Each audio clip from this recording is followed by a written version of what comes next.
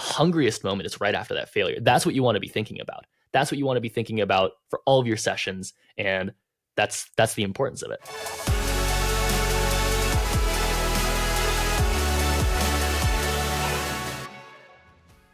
And to me, it's those tying those two things together.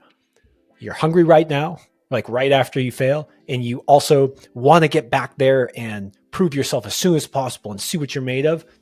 But the thing that often isn't recognized is that what happens that 6 months later is all just a culmination of what happens today, tomorrow. And so you need to recognize that today, when you're sessioning, you need to bring that same intensity as you bring 6 months later in divisions or when you're on your road trip. And yeah, I wanted to tie that into what I love from Dave McLeod, where it's less about the sets and reps that you're doing on the hangboard, less about the 4x4s versus 5x5s or whatever, and more about the intention that you're bringing right there to have that intensity. And it's just it's a good reminder, because it's easy to let it slip, to be like, oh, that's in 6 months. Like, oh, I mean, if I don't train today, I'll train tomorrow. But having that sense of urgency and that fire every day, I mean, that's what everyone has who is great.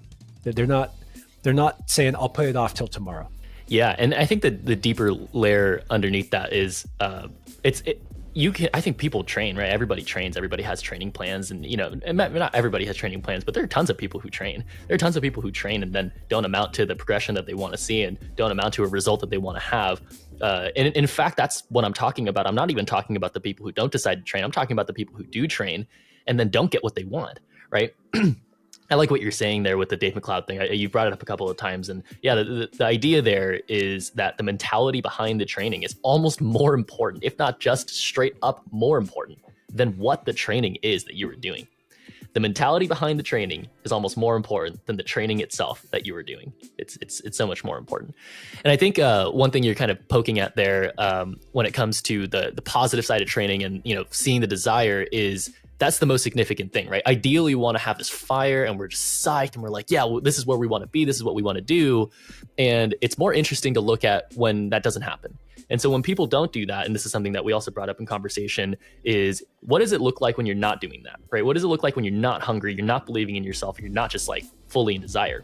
Well, you're insecure, you're critical, you're judgmental of yourself, right? And this is something that everybody has to reflect on. Don't worry, I do it all the time, man. I get into a warm up, I do my session, I do my hangboard, I do everything. I'm like, dude, you're so weak. Like, that feels so much harder than before. You're so behind this. Like, you can imagine what that does to your approach to doing that activity.